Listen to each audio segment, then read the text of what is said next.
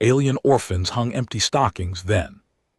Woke to find them overflowing. Before we dive into this story, drop a quick hi in the comments and tell me where you're watching from. It really helps support the channel. The sanctuary of lost souls orbited a dying red star in the outer fringe, a place where the unwanted children of a dozen species waited for families that would never come inside. Its cold metal halls, 73 young beings huddled together against the loneliness that no heating system could warm. The human shuttle landed on a routine supply run 3 weeks before December 25th, Earth standard calendar. Nobody expected anything remarkable. Certainly not the orphanage director, a tall insect Manarian named Clash, who greeted the delivery crew with the same tired resignation he showed everyone. The docking clamps engaged with their familiar metallic clunk and clickish prepared himself for another transaction. Devoid of warmth or interest, suppliers came and went. They delivered their goods, collected their payments, and departed without ever truly seeing what this place was. The sanctuary of lost souls had a reputation in the outer fringe. It was where unwanted children went to be forgotten by the galaxy. Clash had accepted this reality 15 years ago when he took the position. Someone had to manage these children, and his species valued duty above personal happiness. He performed his role with efficiency and care, ensuring the children were fed, educated, and kept safe. But he had learned long ago not to invest emotionally. The disappointment was too painful when children aged out of the system with nowhere to go, when adoption applications were rejected, when the galaxy demonstrated over and over that these mixed species orphans simply did not fit anywhere. Nathan Brooks stepped off the shuttle carrying supply crates, his weathered face and graying temples marking him as a man who had seen too much of the galaxy's darker corners. He was just a cargo runner, nothing special, hauling medical supplies and food rations to forgotten outposts. His flight suit was worn but clean, patched in several places with care that suggested limited resources. But personal pride. He moved with the economy of motion that came from years in zero-gravity environments, each step purposeful and balanced. Click noted all this with his compound eyes, cataloging details as he always did. Another human, middle-aged, probably running cargo to supplement a pension or pay off debts.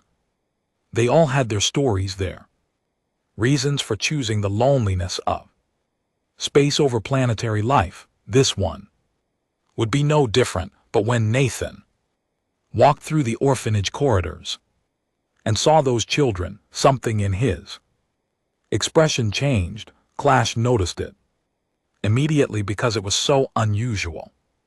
Most suppliers kept their eyes straight ahead, uncomfortable with the sight of so many young beings pressed together in an adequate space. They hurried through their deliveries, eager to leave this depressing place behind. Nathan stopped walking. He sat down his crates carefully and knelt to be at eye level with a small Tegalian girl who had been watching him with cautious curiosity. His movement was slow and non-threatening, the kind of body language that spoke of experience with frightened creatures. "Hello there," Nathan said softly to the small purple fur child. "My name is Nathan. What is your name?" The Torgalian girl tilted her head, her 6 delicate limbs folding against her small body in a defensive posture. She did not answer, but her large golden eyes watched him with an intensity that suggested she was memorizing every detail of his face. She is called Pip, Clashish said from behind. Nathan, she does not speak much. She has been with us for 4 years since she was approximately 1 year old by her species development standards. Nathan's jaw tightened almost imperceptibly. For years in this place, for years of these cold metal halls and rationed affection. He reached slowly into his pocket and pulled out a nutrition bar, the kind that was compatible with most carbon-based biochemistries. He held it out to Pip without moving closer, letting her decide whether to approach. Pip looked at the bar, then at Nathan, then at Clich. The director clicked his mandibles in what might have been approval. It is safe, Pip. You may take it if you wish. The little girl crept forward on her 6 limbs, moving with the peculiar grace of her species. She snatched the bar quickly and retreated. But she did not run away entirely. She sat just beyond arm's reach and carefully unwrapped the bar, watching Nathan the entire time. Thank you, she whispered.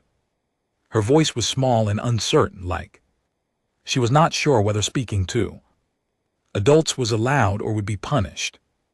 You are very welcome, Pip, Nathan said. He remained kneeling, making no move to stand or approach. I hope we can be friends. Pip took a small bite of the nutrition bar, and her ears perked up slightly. It was a good flavor. Apparently, she took another bite, more confident this time. Other children had begun to notice the stranger. They emerged from doorways and corners, drawn by curiosity but held back by caution. Nathan saw them all with a clarity that made his chest ache. There was little Pip, a Torgallian with soft purple fur and 6 delicate limbs, no older than 5 in human years. She watched Nathan with wide golden eyes that had learned not to hope. Beside her sat Krebel, a young Dravenian whose crystalline skin caught the dim light, making rainbow patterns on the walls. His body was composed of living crystal that shifted through the visible spectrum as he moved, a beautiful display that should have brought joy but instead seemed lonely. In these gray corridors, there were Felithars, small cat-like beings with expressive tails and retractable claws. There were Braves with their reptilian scales and intelligent eyes.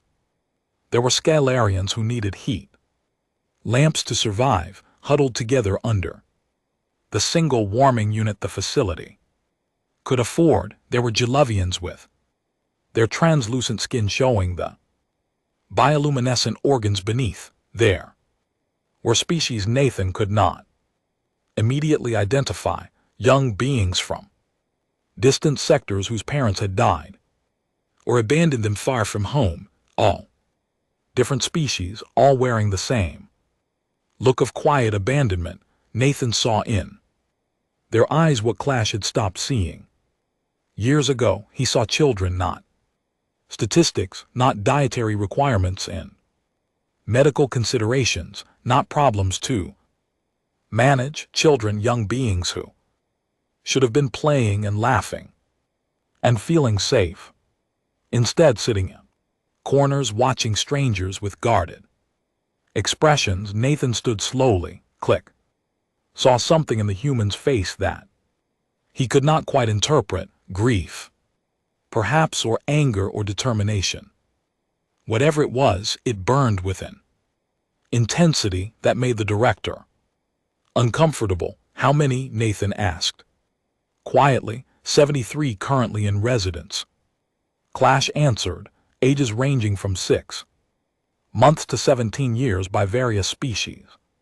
Standards: we have capacity for 80. We receive new intakes at a regular intervals as situations arise. Ships found drifting with orphan crew, planets experiencing disasters, families unable To care for offspring due to economic or medical circumstances, Nathan's hands clenched and unclenched at his sides. 73. Children. 73. Young beings growing up in this sterile facility with its flickering lights and recycled air and walls that echoed with loneliness. He looked around at the common room they stood in, noting the worn furniture, the educational displays that were a decade out of date, the toys that were cheap, plastic rather than the interactive learning aids he knew existed. This was not neglect, not exactly. This was what happened when the galaxy systems were stretched too thin, when budgets prioritized other things, when children without families became invisible to those who made decisions about resource allocation. Nathan finished his delivery and left. Clash thought that was the end of it. The galaxy was full of people who felt momentarily sorry for orphans, but did nothing about it. He had seen that expression before, that moment of shocked compassion when someone truly saw these children for the first time. But that expression always faded. People returned to their comfortable lives. Orphans remained. Clash underestimated Nathan Brooks. 3 days later, Nathan returned. He was not scheduled for another supply run. The station's docking control questioned his authorization, confused by his request to land at the orphanage facility. He came alone in a rented shuttle that probably cost more than he could comfortably afford, carrying something unusual, a large box of old human books, the physical paper kind that had become rare in an age of data pads and holographic displays. Clash met him at the airlock, mandibles clicking in confusion. His compound eyes tracked the box Nathan carried with visible bewilderment. Nathan, what brings you back? We have supplies for another month. If there was a shortage in the delivery, you could have simply transmitted a correction order. There was no need for a personal return. Nathan sat down his box with care, as though it contained something precious rather than outdated technology. Books inside were worn, their covers showing the marks of many readings. Some had cracked spines, others had pages dogered by countless hands. These were not valuable collector's items. These were books that had been loved. I wanted to read to the kids, Nathan said simply. If that is okay. Clash's compound eyes studied the human for a long moment. In the 15 years he had run this facility, no one had ever asked to spend time with the children just because. Volunteers came occasionally. Court-ordered community service hours to be logged and forgot. University students gathering data for sociology papers about cross-species child development. Government inspectors checking boxes on compliance forms, but no one came simply to spend time with children who were not their own, who shared no biological connection, who offered no social benefit or professional advancement. Of course, Clash said slowly, they would like that, I think. He led Nathan to the common room where the afternoon education session had just concluded. The children were in their free period, a generous term for unstructured time, when they were expected to quietly entertain themselves with the limited resources available. Some worked on homework assignments using outdated learning tablets. Others played simple games with worn pieces. Many simply sat, staring at walls, lost in thoughts that children should not have to think.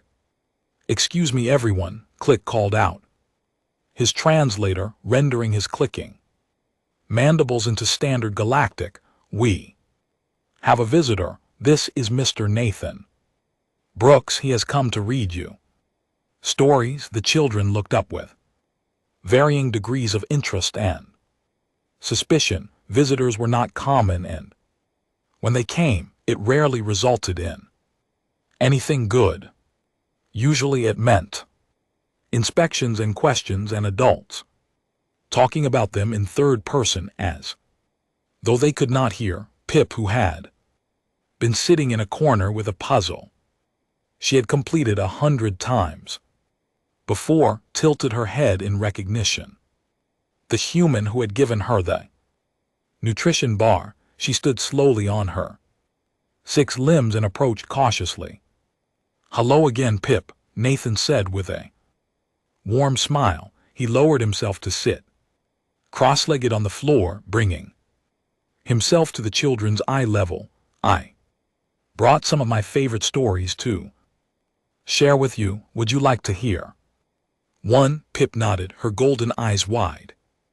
Other children began to drift closer. Curiosity overcoming caution, Priel came near, his crystalline body refracting the overhead lights into dancing patterns. A young Felithar named Whisker padded forward on silent paws, her tail twitching with interest. More followed, drawn by the novelty of an adult who sat on the floor with them. Rather than looming above, Nathan opened the first book, a collection of human fairy tales. The cover was faded, the edges worn soft from handling. He ran his fingers over it with obvious affection before opening to story he had marked with a frayed ribbon. "This story is called Jack and the Beanstalk," Nathan began. "It is about a boy who lived with his mother, and they were very poor. One day, Jack traded their only cow for magic beans." "What are beans?" asked a small Brevik child named Tenna. "They are seeds that grow into plants you can eat," Nathan explained patiently.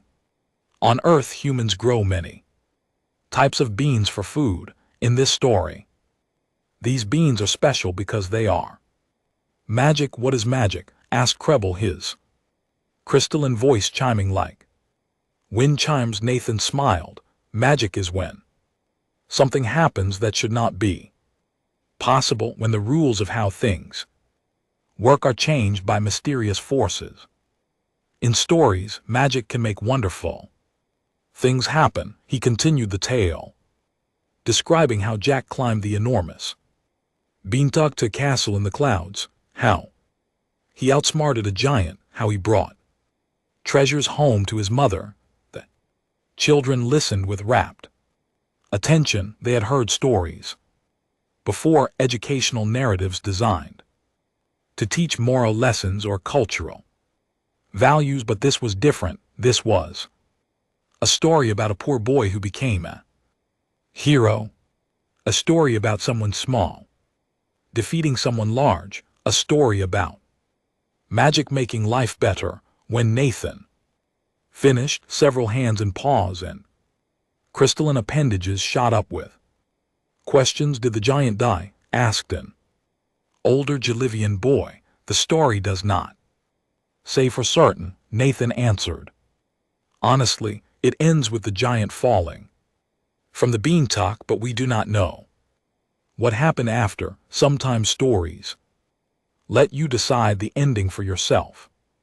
"Was Jack scared?" asked Whisker, her feline ears pressed forward. "I think he was very scared," Nathan said, "but he was also brave. Being brave does not mean you are not scared. It means you do things even though you are scared, because they need to be done." "Why did his mother not climb the beanstalk too?"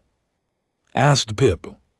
"That is a very good question," Nathan said. "I think maybe because she needed to stay home and take care of things there, or maybe because Jack wanted to prove he could help his family." The story was written a long time ago, and sometimes old stories do not explain everything. The questions continued for almost an hour. Nathan answered each one with patience and thoughtfulness, never dismissing a question as silly or obvious. He treated their curiosity with respect, their intelligence with acknowledgement. He looked each child in the eye when they spoke, giving them his full attention as though their words mattered as much as any adults. Click shed from the doorway, his mandibles clicking softly in amazement. The children were engaged a way he had never seen.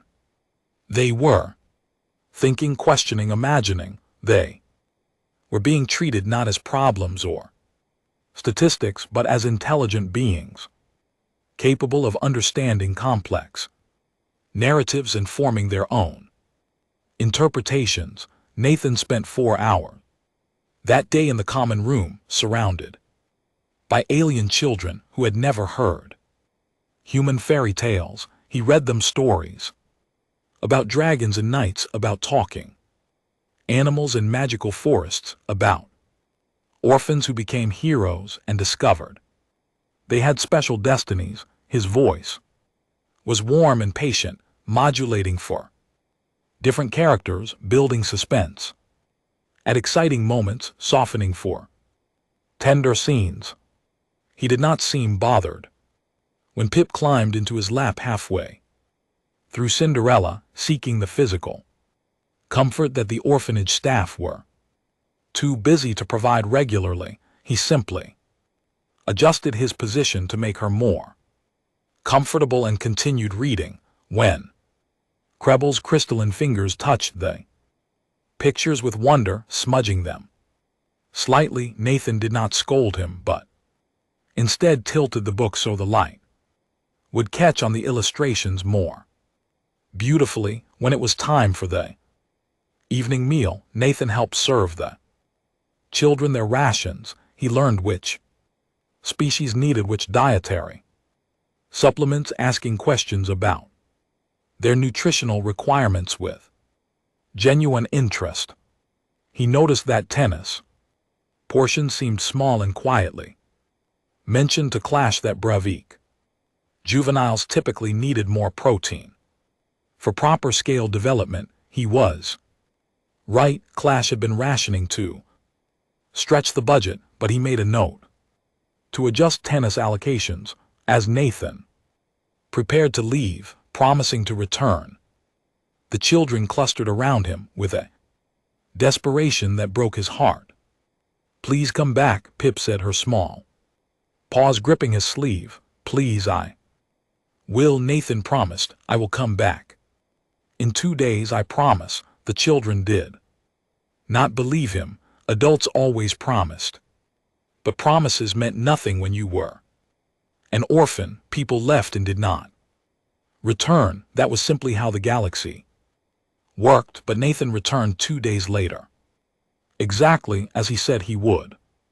And 2 days after that, and again, each visit he brought more books, more stories, more of himself. He learned their names, all 73 of them, learning to pronounce the clicking consonants of Mandarian names, the harmonic vowels of Jalivian Appalachians, the guttural syllables of Bravik designations. He carried a small notebook where he wrote down each child's name, their species, their preferences, their fears, their dreams.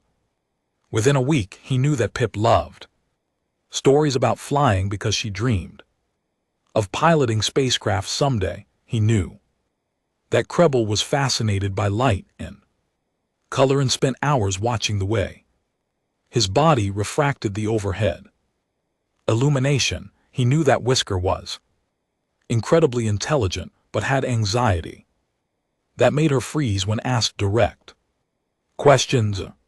He knew that Tenna drew pictures obsessively, using her claws to scratch images into any surface available because she had no proper art supplies. He knew that a small scaler named Flicker needed exactly 18 minutes under the heat lamp to be comfortable. No more and no less. and that the timers in the facility were unreliable, so flicker often sat too long or not long enough. Nathan learned which species needed which foods, which ones were nocturnal and struggled with the facility's dull schedule, which ones were afraid of loud noises or bright lights or sudden movements. He brought a young Velithar named Whisker special treats because her species needed higher protein than the standard rations provided. He brought soft blankets for the cold-blooded Scalarians who huddled together at night, never quite warm enough under the single heating unit. He noticed things the staff had stopped seeing. He noticed that the ventilation system in the south wing made a whistling sound that disturbed the sensitive hearing of the Velithar children. He noticed that the lighting spectrum was optimized for human vision, but caused discomfort for species with different optical ranges. He noticed that the meal times were scheduled for administrative convenience rather than the biological needs of the diverse species. Nathan could not fix these systemic problems. He was just a cargo runner with limited resources, but he could bring Whisker earplugs rated for Velithar hearing sensitivity. He could bring colored filters to place over lights in certain areas. He could bring nutritional supplements to help children whose biological rhythms were disrupted by eating at wrong times for their species. More importantly, he could be present. He could show up reliably and consistently until the children started to believe that maybe this adult was different. Maybe this promise keeper would not disappear like all the others. Clash watched this transformation with growing confusion that slowly metamorphosed into something like awe. The human had no children of his own. He learned through casual conversation. Nathan had never married, never had family connections to any of these species, never expressed political agenda or religious mission driving his actions. He simply showed up day after day and gave these forgotten children something they had never had before. Attention, real attention, the kind that noticed when Pip had a nightmare and needed extra reassurance, the kind that remembered Krebel's favorite color was violet, the kind that celebrated when Whisker finally worked up the courage to answer a question without freezing in fear. Kindness, not the professional kindness of paid staff doing their jobs, but genuine warmth that came from caring about them as individuals. Nathan hugged children who needed touch. He sat in comfortable silence with ones who needed space. He roughhoused gently with those who needed physical play. He adapted to each child's needs rather than forcing them to adapt to his preferences. Consistency. This was perhaps the most radical gift. Nathan came when he said he would if his cargo schedule changed, and he could not make his usual time. He sent a message explaining and scheduled an alternative. He did not make promises he could not keep. When he said he would bring something, he brought it. When he said he would return, he returned for children who had been abandoned and disappointed repeatedly. This reliability was transformative. One afternoon, about 3 weeks into Nathan's visits, Clash found him sitting on the floor of the common room with Pip asleep in his lap, Creel leaning against his shoulder reading a book about space travel, and 4 other children sprawled around him in various states of relaxation. Nathan was reading aloud from a tablet some human story about a wizard school, but his voice had grown soft because several children had dozed off. The scene was so domestic, so unlike anything that had ever occurred. In this institutional setting that Click stopped in the doorway and simply stared. Nathan looked up and smiled, apologetically, careful not to disturb the sleeping Pip. Sorry, I know it is almost dinner time. I will wake them in a minute. There is no rush, Clickish said quietly. Let them sleep. They are comfortable, and they were. Click could see it in their relaxed postures, in the peaceful expressions on their sleeping faces. These children, who typically slept in defensive curls or startled awake at the slightest sound, were sleeping deeply and trustingly against a human who had known them less than a month. How do you do this? Click asked, gesturing at the scene. How do you reach them so quickly? I have been here 15 years and I have never seen them this comfortable with anyone. Nathan considered the question seriously. I think maybe because I'm not trying to fix them or save them. I'm just trying to know them, to see them as they are. Every kid is different, right? Pip needs physical affection and stories about brave heroes. Creel needs patience and answers to his endless questions about how things work. Whisker needs gentle encouragement and zero pressure.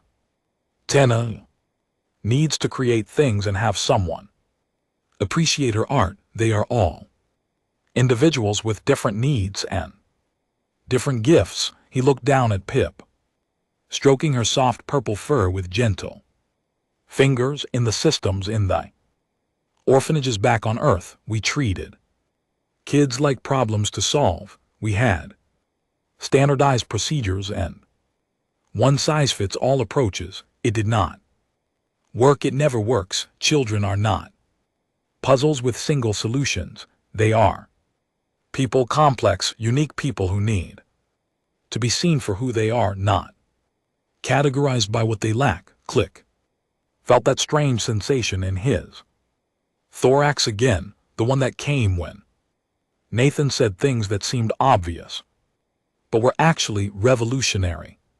The Mantarian director had been trained in childhood development, had studied multi-SES care protocols, had attended conferences and completed certifications, but Nathan, with no formal training at all, understood something fundamental that Clash had forgotten somewhere in his 15 years of processing intake forms and managing limited budgets. These were not orphans.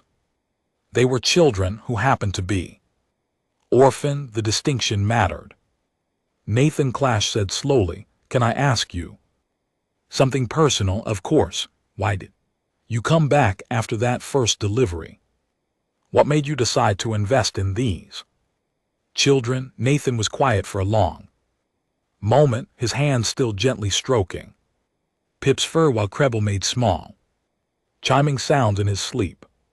3 weeks into Nathan's visits, he arrived, carrying a large bag and wearing an expression of barely contained excitement. I want to teach them about a human tradition, Nathan told Clash.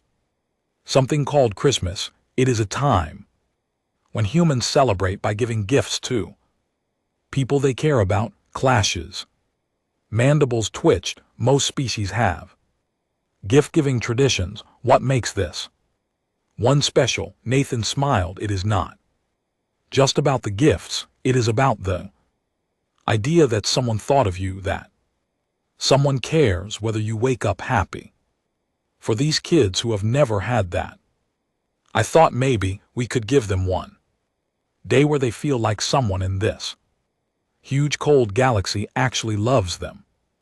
Clash felt something strange happening in his thorax.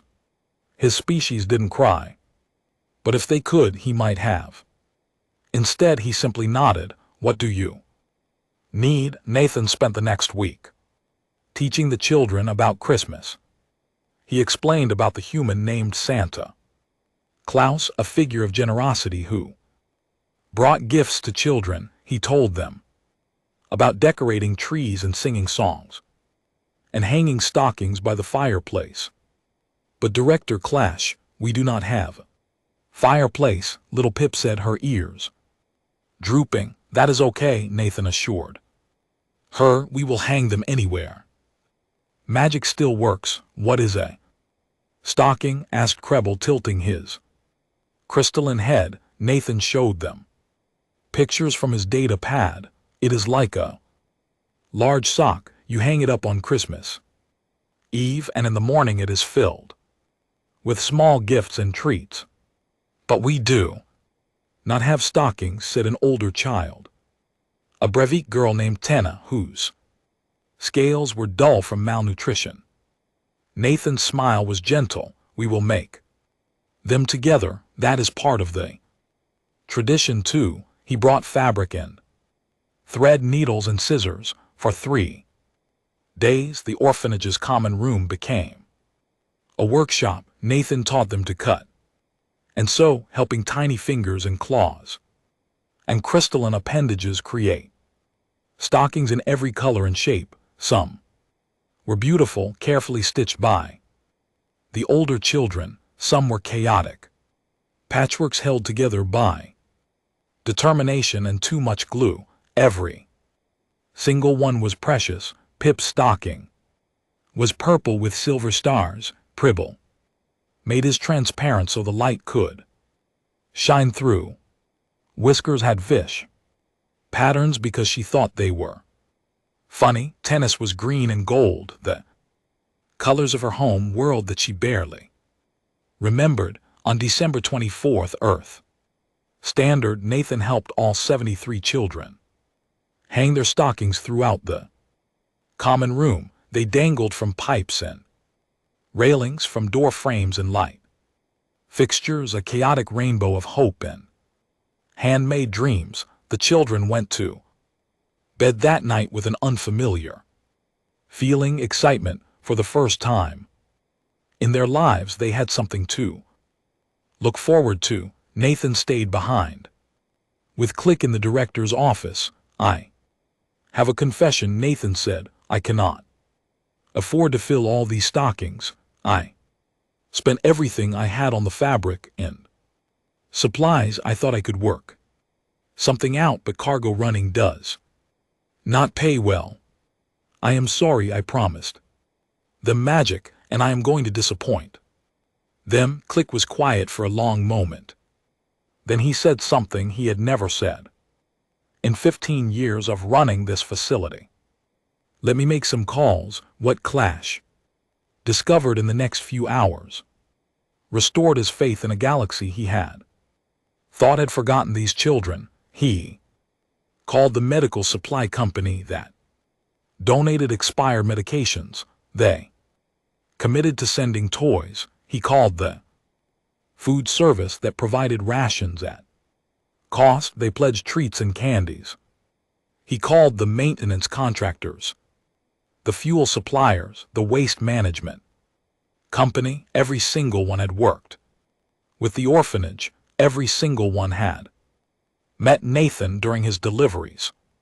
Every single one had seen how he treated their invoices and cargo with respect and kindness. A human who thanks the delivery dock workers, the medical supply CEO told Clash. A human who remembers our names and asks about our families. Of course we will help. Tell us what you need. The response was overwhelming. Within hours, Clash's office was flooded with commitments. Toy manufacturer promised a shipment. Book publisher offered volumes. Clothing company pledged warm garments in every size and species configuration. A candy maker, a Jalivian who had met Nathan once at a trade station, personally flew in with containers of sweets compatible with every known biochemistry. But the most remarkable message came from an unexpected source. The message was from the crew of the cargo freighter Stellar Wanderer. Klikesh didn't recognize the name until he opened the file. It was Nathan's colleagues, other cargo runners who worked the outer fringe routes. Director. Clickesh, the message began. We are the cargo community of Sector 7. We heard what Nathan is doing for your kids. That stubborn fool has been working double shifts and skipping meals to buy those children books and blankets. He did not tell anyone because that is who he is. But we notice and we want to help. Message included a manifest. Dozens of cargo runners had pulled their resources. They sent games and toys, books and clothes, treats and treasures from 100 worlds, but more than that, they sent something unprecedented.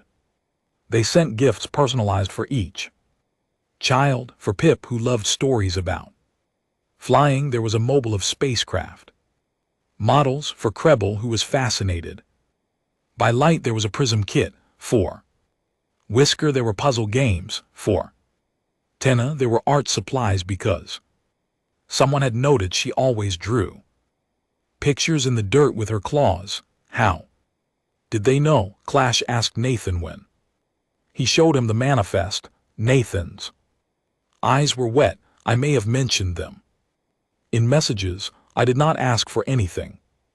I just talked about the kids. They are all interesting, you know. They have personalities and dreams, and I thought maybe if people just knew about them. Click understood. Then Nathan had done what no government program, no charity organization, no official initiative had accomplished.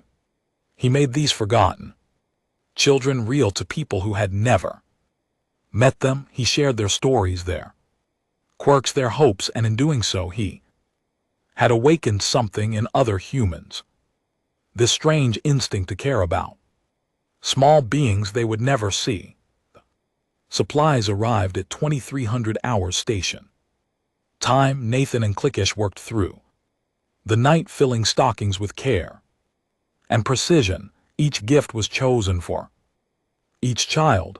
Each stocking became heavy with treasures and love. As they worked, Clash asked the question that had bothered him since Nathan first returned to read stories. Why did you come back? Nathan, the truth. Nathan was quiet, carefully placing a small stuffed animal into Pip's stocking. When I was 8, my parents died in a mining accident. I went into the system, bounced around homes for 10 years. Nobody wanted a grieving kid who had nightmares and trust issues. I aged out at 18 with nothing but anger and loneliness. He looked up at Clash. I became a cargo runner because I wanted to be alone.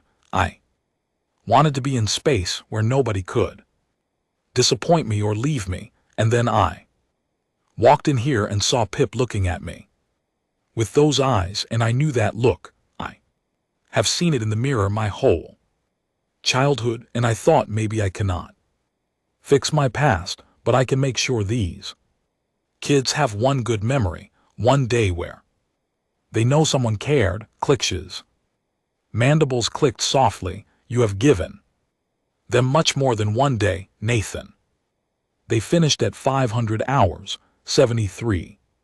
Stockings hung throughout the common room, each one bulging with gifts and treats, each one a testament to what happens when one person decides that forgotten children matter. Nathan and Clash retreated to the director's office. They were exhausted, but neither could sleep. They waited. At 0630 they heard the first gasp, then another, then a sound that had never echoed through the sanctuary of lost souls in 15 years of operation. Children laughing, children screaming with joy, children crying happy tears. Nathan and Clickish rushed to the common room. The sight that greeted them was chaos and magic intertwined. Pip was hugging her stocking, her 6 limbs wrapped around it while she sobbed and laughed simultaneously. The spacecraft mobile was already hanging above her bunk. Creel was holding his prism up to the light, creating rainbow patterns that danced across the walls while other children chased the colors. Whisker was already working on a puzzle, her tape swishing with concentration and delight. Tana was clutching a set of professional art supplies to her chest, staring at them like they might disappear, but it was not just the gifts, it was the realization that someone had thought about each of them. Individually, someone had cared enough to choose something special for children who had spent their entire lives as afterthoughts and burdens. This was a revelation that changed everything. Pip spotted Nathan and launched herself at him. Her small, purple body crashed into his chest, and she buried her face in his shirt. "You did this," she said, her voice muffled. "You made magic real." Other children swarmed him, not demanding more, not asking for anything, just wanting to be near the human who had seen them as worth loving. Nathan sat down on the floor and let them pile on this mountain of different species and sizes, all of them laughing and crying and showing him their treasures. Clash watched from the doorway. In his 15 years he had processed hundreds of children. He had done his job with efficiency and care, but always with the understanding that these were temporary charges, statistics. In a system that didn't work, he had never let himself see them as Nathan did, as individuals worthy of joy. He had been wrong. Over the following weeks, something remarkable happened at the Sanctuary of Lost Souls. Other humans heard about Nathan's Christmas project. They started visiting. They brought more supplies, more time, more attention, but more importantly, they started asking about adoption. A human couple arrived in January looking for a child to love. Click showed them the files, the statistics, the medical histories. They ignored all of it and asked to meet the children. They met Pip and fell completely in love with her enthusiasm and her 6 hugs. They started the adoption process that day. In February, a human teacher came looking for a child who loved learning. She met Krebel and was fascinated by his questions about light and physics. She adopted him 3 months later. In March, human artist couple adopted Tana after seeing her drawings and recognizing a talent that needed nurturing. By June 40, one of the 73 children had been adopted by human families, not all of them, but enough to start a trend. Other species noticed if humans valued these children, perhaps they had value. Adoption applications began arriving from Tagalian families, from Dravenian clans, from Bravik communes. The Sanctuary of Lost Souls became something it had never been: a temporary stop. Instead of a permanent prison, a place where children waited weeks or months. Instead of years, a place with hope. Click stood in his office 1 year after that first Christmas, looking at his records of the original 73 children. Only 8 remained, and all 8 had pending adoption applications being processed. Nathan visited weekly now. He had become an unofficial volunteer, teaching the new arrivals about human culture and other traditions, but more than that, he had become living proof that one person could make a difference. Director Clash, Nathan said one day while they watched the current group of children play in the common room, "I have been thinking about expanding this. There are other orphanages in the outer fringe. What if we taught them about Christmas too?" Click's mandibles clicked in what might have been a smile. What if we taught them about more than Christmas? What if we taught them what You taught me that these children are not problems to manage, but people too. Love, Nathan nodded slowly. We would need funding, organization, a whole network. Klitsch pulled up a file on his data screen. I have been contacted by 12 different human charitable organizations. They want to help. They see what happened here and they want to replicate it. They are calling it the Christmas Stocking Initiative. What does that mean? It means Click said that you started something bigger than one orphanage. It means that humans have decided that alien orphans matter, and when humans decide something matters, the galaxy pays attention. The Christmas Stocking Initiative became a galaxy-wide program. Within 2 years, human volunteers visited orphanages across known space, teaching children about traditions of gift-giving and love. But more importantly, they stayed. They advocated for adoption. They demanded better funding and conditions. They made noise until governments and organizations that had ignored these children for generations were forced to pay attention. The Galactic Council, that august body that governed interpes relations, held an emergency session about the phenomenon. The counselor from the Torgalian Collective stood before the assembly with a strange request. We moved to grant humanity a seat on this council, she said, not for their military might or economic power, but for something more important. They have reminded us what we forgot. They have shown us that the measure of a civilization is not in its technology or territory, but in how it treats its most vulnerable members. The motion passed with unprecedented unanimity.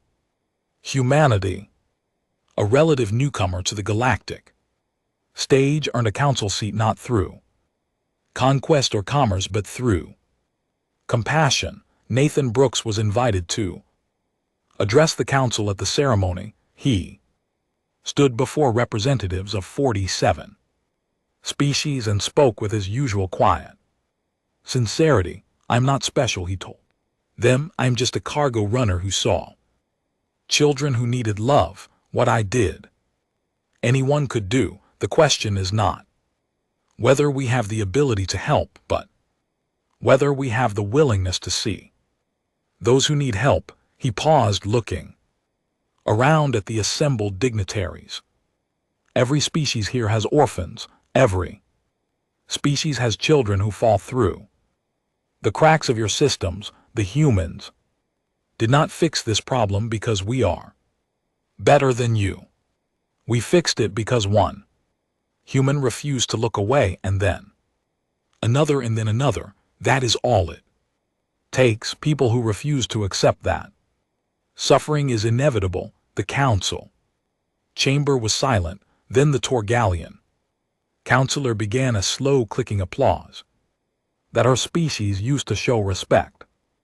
Other species joined with their own expressions of approval. The human who had started this revolution with fabric and thread and stubbornness had just redefined what power meant in the galactic community. 5 years after that first Christmas, Nathan returned to the sanctuary of lost souls. It looked different now. The halls were brighter, painted in cheerful colors. The common room had proper furniture and toys scattered everywhere, but most notably, it was almost empty.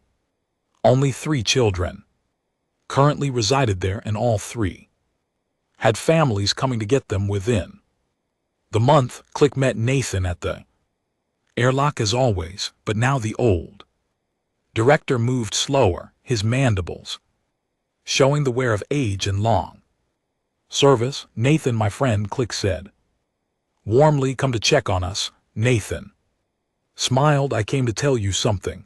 I am retiring from cargo running. Clashes. Compound eyes focused sharply. Why? Nathan pulled out a data pad because I have been offered a position, director of the Christmas Stocking Initiative. Galactic Operations. It is a real job, with a real salary and actual benefits. They want me to coordinate the volunteer network across all orphanages in known space. That is wonderful, Nathan. You deserve it. There is more. Nathan's smile widened.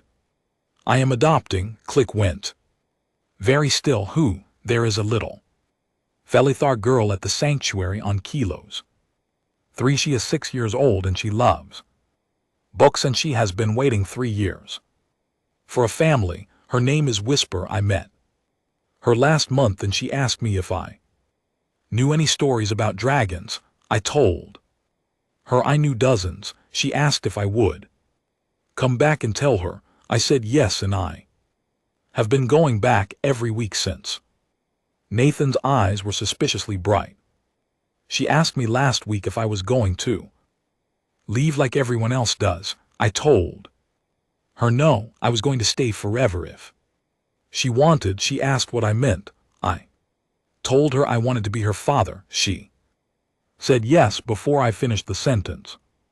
Clashes felt that strange sensation in his thorax again, the one he always felt around Nathan. His species could not cry, but his voice was thick when he spoke. You are going to be a father. I am terrified, Nathan admitted. I have no idea what I am doing. I never had a good example, but I figure I cannot do worse than nobody, and she deserves someone who will show up every day and tell her dragon stories and make sure she knows she is loved. You will be an excellent father, Clash said with certainty. You already are. You fathered a movement that saved thousands of children. One more will be lucky to have you. They stood together in comfortable silence, watching the 3 remaining children play. One of them, a small scaler named Flicker, noticed Nathan and ran over with a drawing. Mr. Nathan, look. I drew you and me and Director Clickish, and we are all on a spaceship going to adventures. Nathan knelt down to examine the drawing with serious attention. This is beautiful, Flicker. You are a talented artist. May I keep it? Flicker's scales flushed with pride. Yes, I made it for you because you are nice and you always come back. I always will, Nathan promised.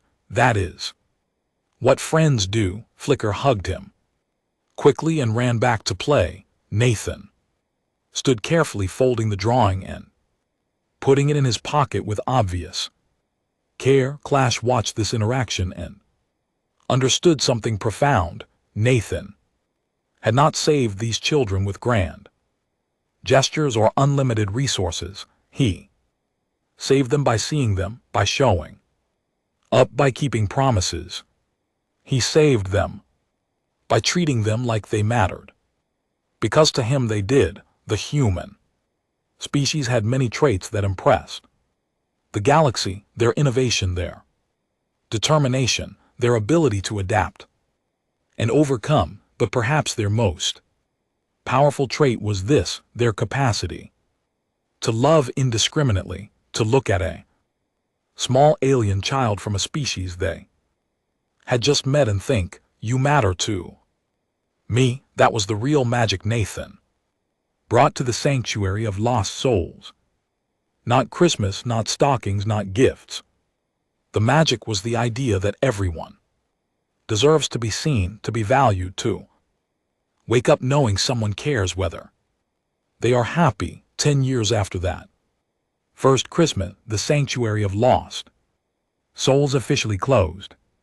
Not because of tragedy or funding cuts, but because there were no more children who needed it. The adoption rate had reached 100% efficiency. Children who entered the system were matched with families within weeks. Please retired to a quiet colony world where he wrote a book about his experiences. It became required reading in social services programs across the galaxy. The final chapter was titled The Human Who Taught Us to See. Nathan Brooks spent 20 years as director of the Christmas Stocking Initiative before retiring to focus on raising Whisper and eventually 3 more children he adopted along the way. His family was a chaos of species and needs and love that confused census takers but delighted everyone who met them. The tradition of Christmas stockings spread beyond orphanages. Families across the galaxy adopted the practice, hanging stockings for their children regardless of species or planet. It became a universal symbol. This simple human tradition representing the idea that everyone deserves a morning of joy and surprise. The Galactic Council declared December 25th a recognized holiday, not a mandatory one but an optional celebration that any species could choose to observe.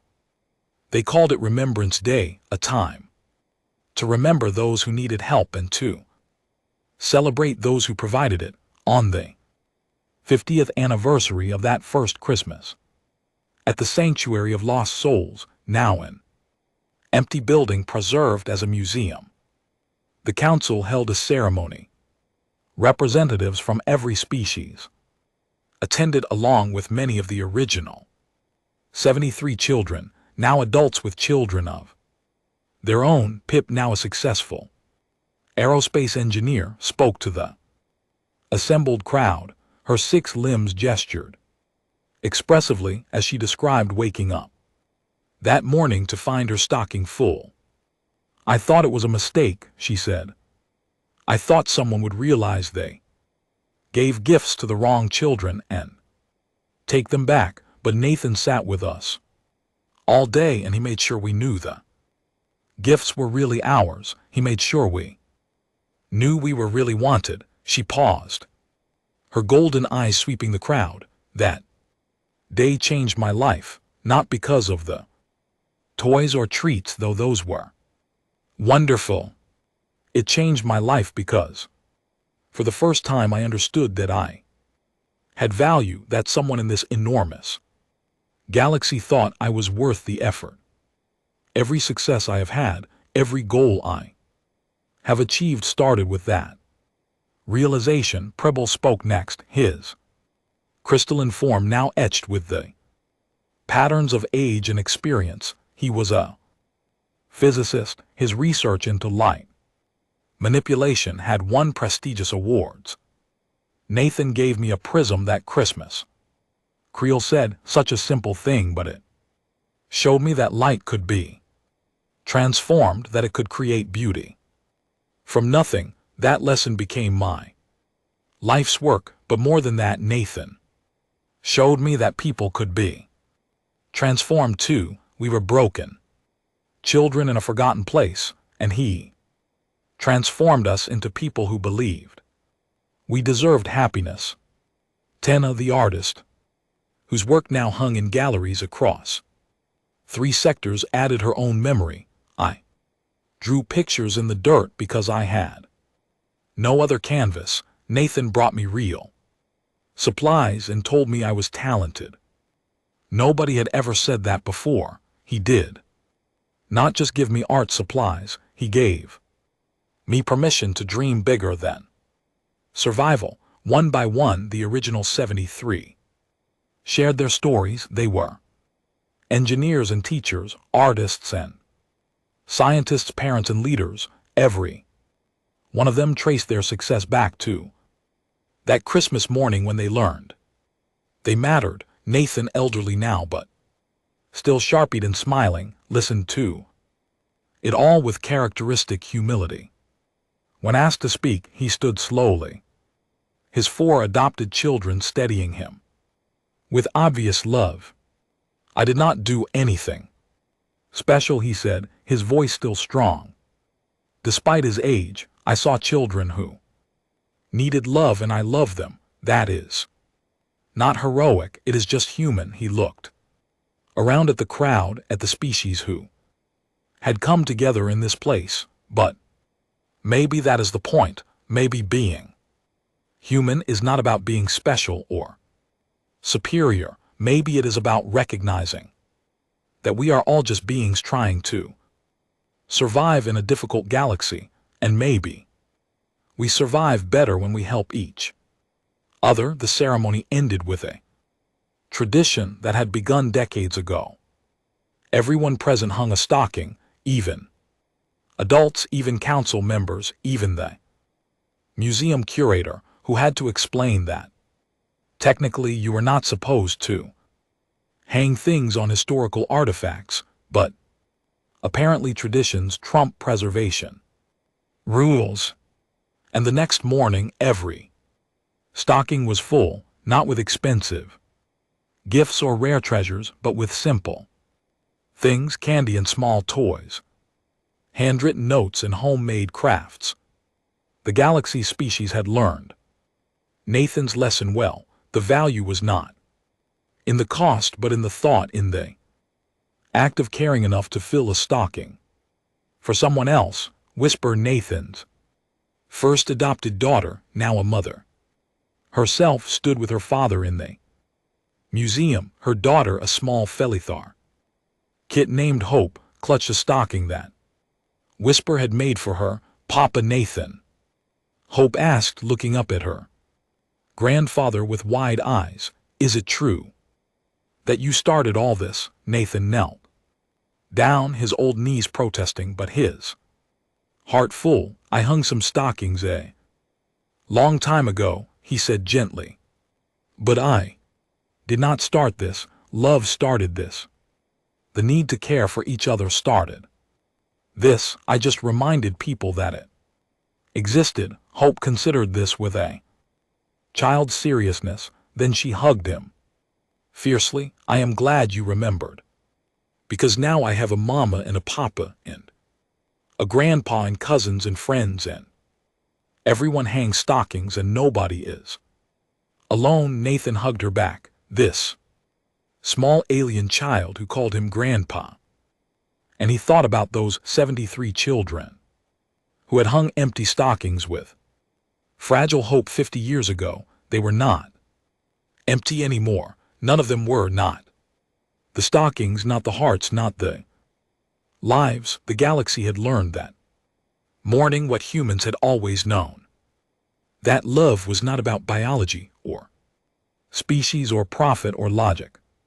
Love was about showing up, about seeing someone who needed care and deciding they were worth the effort, about filling stockings not because you had to, but because somewhere someone deserved to wake up happy. The human trait that changed the galaxy was not their technology or their warfare or their diplomacy. It was their stubborn, illogical, beautiful insistence that everyone mattered, that no child should wake up alone, that empty stockings should be filled. And 50 years after, Nathan Brooks walked into an orphanage and saw children worth loving. The galaxy finally understood what humanity had been trying to teach them all along. Sometimes the greatest power is not the ability to destroy or conquer or dominate. Sometimes the greatest power is the ability to care. And when you teach that power to others, when you show them how to see the forgotten and love the unwanted, you do not just change lives, you change the galaxy. Nathan Brooks died peacefully at the age of 93, surrounded by his children and grandchildren and great-grandchildren, a sprawling family tree that included 8 different species and more love than any lineage chart could properly document. His funeral was attended by thousands. The Galactic Council held a moment of silence. Orphanages across known space hung stockings in his memory. Children who had never met him drew pictures of a kind human who taught the galaxy to care, but his real legacy was not in monuments or ceremonies. It was in the millions of children who went to bed every December 24th with stockings hung and hearts full of hope. It was in the families who chose to adopt across species lines because they learned that love transcends biology. It was in the volunteers who gave their time because one human showed them that time given to others is never wasted. It was in every morning that a child woke up to find their stocking overflowing and understood deeply and truly that someone in this vast galaxy cared. Whether they were happy, that was Nathan's gift, not stockings or toys or traditions, but the simple revolutionary idea that every being deserves to be loved, and when humans decide something deserves to be loved, they love it with an intensity that reshapes reality. Whisper, speaking at her father's funeral, said it best: "My father was not a warrior or a politician or a genius. He was a cargo runner who saw children and decided they mattered in a galaxy that measures worth by power and profit. He measured it by whether someone smiled. That was his rebellion. That was his revolution." She held up a worn purple stocking with silver stars.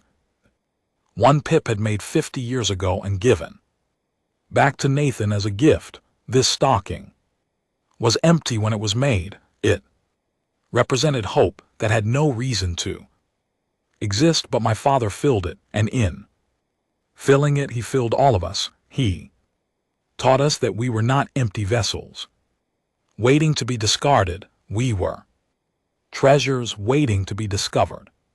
The galaxy learned that lesson from that first Christmas at the Sanctuary of Lost Souls. To every December 25th that followed, the lesson spread. Empty stockings got filled, empty hearts got filled, empty lives got filled with purpose and love and the knowledge that somewhere someone cared. And that is the real magic of Christmas, not the gifts or decorations or traditions, though those are wonderful. The real magic is the transformation that happens when you decide that someone else's happiness matters as much as your own. Humanity brought many things to the galaxy: technology and art, music and literature, innovations and ideas, but their greatest contribution was this: they taught the galaxy how to love without condition, without expectation,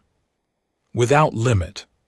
They taught the galaxy that sometimes the most powerful thing you can do is fill a stocking for a child who has never had one, and then show up the next day and the next and the next until that child knows that they are not alone. That is humanity's real strength, not their ships or weapons or clever minds, though those are impressive. Their real strength is their absolute, stubborn, illogical refusal to let anyone be forgotten.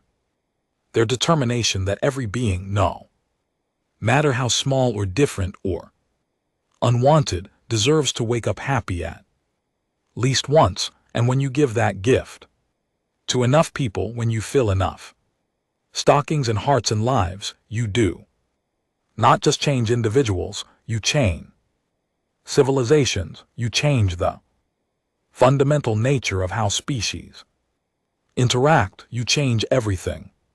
73. Alien orphans hung empty stockings with fragile hope. They woke to find them overflowing with gifts, but the real gift was not in the stockings. The real gift was the human who filled them, and the lesson he taught by doing so. Everyone deserves to be seen. Everyone deserves to be valued. Everyone deserves to wake up knowing that someone somewhere cares. That is the message that echoed across the galaxy for generations after Nathan Brooks took his last breath. That is the legacy that outlived empires and treaties and wars. That is the revolution that started with fabric and thread in one humans. Refusal to walk away from children who needed love, empty stockings got filled. And in filling them, humanity filled the galaxy with hope, and that was the end of the story. If you listened all the way to here, don't forget to leave feedback about what you thought of the story in the comments, whether positive or negative. Your feedback helps us improve. Also, leave your like and subscribe to the channel for more stories like this one, and I'll leave here on the screen another video that I'm sure you'll like. Big hug and see you in the next.